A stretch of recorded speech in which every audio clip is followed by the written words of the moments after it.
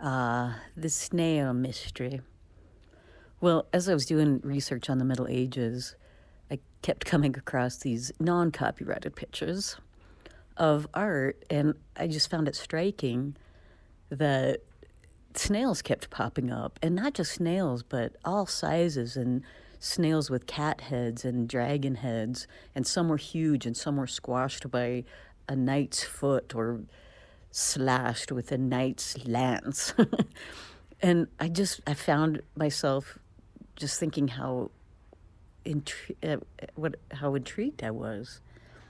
And then I started doing research, and I found that a lot of people have been intrigued by it, and nobody really has the answers. There's so many theories and hypotheses as to why snails, of all creatures, and the hypotheses run from that snails were a plague for the people in the Middle Ages. Some theories that it was a symbol of the Lombards, who were kind of a plague on the knights in the Middle Ages.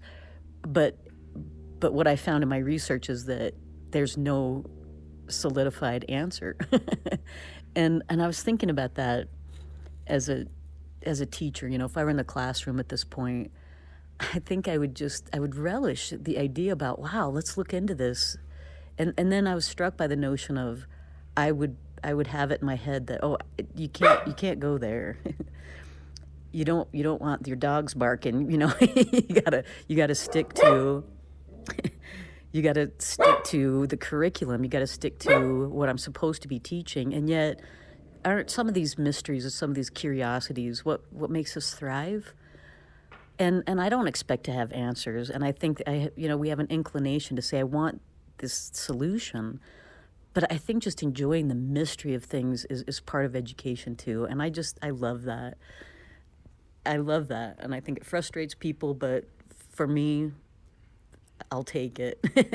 And so I think that's quite a lovely symbol, actually, for iSchool, because for me the symbol would be, I just want to slow down. And I think we are living in a new Middle Ages, and so I think a snail is the perfect symbol. Thanks.